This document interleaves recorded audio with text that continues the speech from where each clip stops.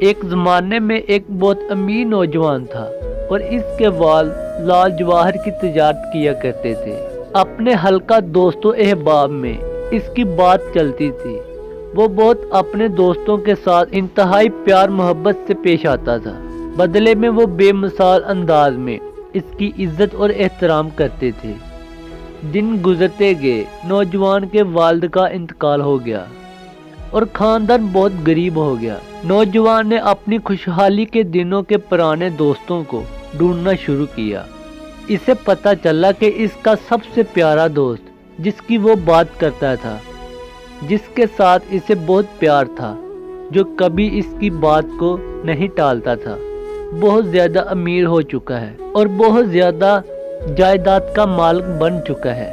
وہ اس کے پاس اس امید سے گیا تاکہ وہ اسے کسی نوکری پر رکھ لے یا پھر اس کے حالات بہتر کرنے کا کوئی راستہ تلاش کرنے میں اس کی مدد کرے۔ جب وہ محل کے دروازے پر پہنچا تو خدام حشام نے اس کا استقبال کیا۔ اس نے ان سے گھر کے مالک سے اپنے تعلقات اور ان کے درمیان پرانی محبت کا ذکر کیا۔ خدام گئے اور اپنے مالک کو ان کے جگری دوست کے آنے کی خبر سنائی۔ وہ اٹھ کر پردے کے پیچھے سے ایک ایسے شخص کو دیکھتا ہے جس کے کپڑے پھٹے ہوئے ہیں اور غربت فقیری اس کے چہرے سے عیاں ہے، لہذا اس نے ملنے سے انکار کر دیا۔ امیر دوست کے خادم اسے بتاتے ہیں کہ ہمارا مالک کسی سے بھی نہیں ملنا چاہتا۔ وہ محل سے اس درد و عالم کے ساتھ نکلا کہ کیسے یہ رشتہ میری غربت کے سبب مر چکا ہے اور کیسے لوگوں کے دلوں سے محبت ختم ہو گئی۔ محل کے قریب اس نے دیکھا کہ 3 لوگ آپس میں بحث کر رہے ہیں، جیسے وہ کسی چیز کے بارے میں بات کر رہے ہیں۔ وہ ان سے پوچھتا ہے کیا وہ کس بارے میں بات کر رہے ہیں۔ وہ اس کے والد کا نام لے کر کہتے ہیں کہ وہ فلاں ابن فلاں کو ڈھونڈ رہے ہیں۔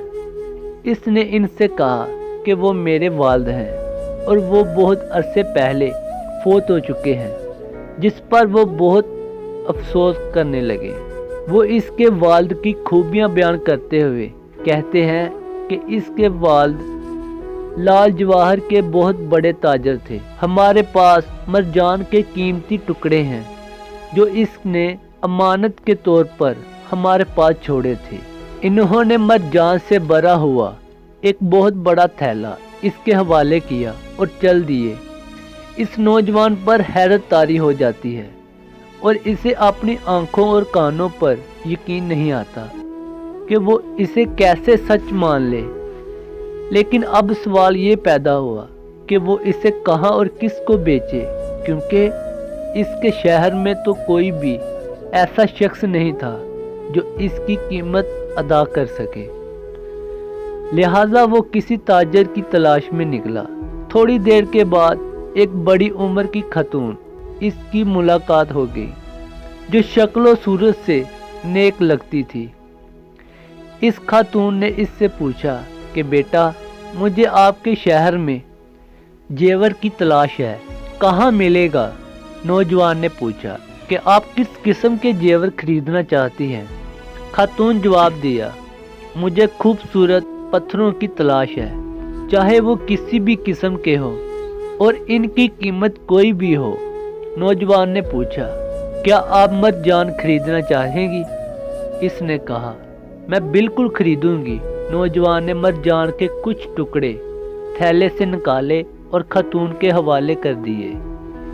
خاتون نے جب قیمتی پتھر دیکھے تو حیران رہ گئی اور وہ ٹکڑے خرید لیے اور یہ کہتی ہوئی چلی گئی کہ وہ باقی والے ٹکڑے خریدنے کے لیے دوبارہ آئے گی۔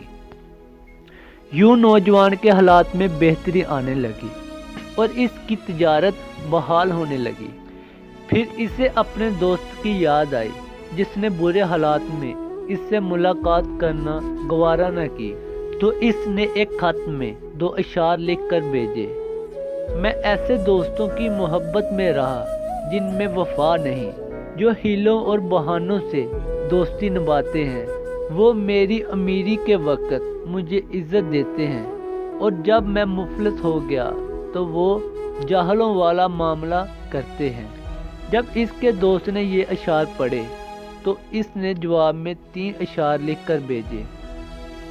جہاں تک 3 لوگوں کی بات ہے جو محل کے باہر ملے ہیں، وہ کوئی حادثہ نہیں تھا بلکہ ایک چال تھی۔ جس عورت نے تم سے مرجان خریدا وہ میری ماں تھی، اور تم میرے بھائی ہو اور میری آخری امید بھی۔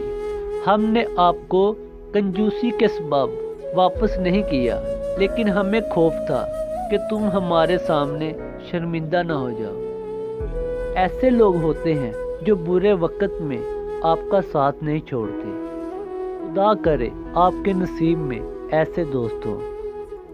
اگر کہانی اچھی لگی ہو تو اسے لائک کمنٹ شیئر ضرور کیا کریں۔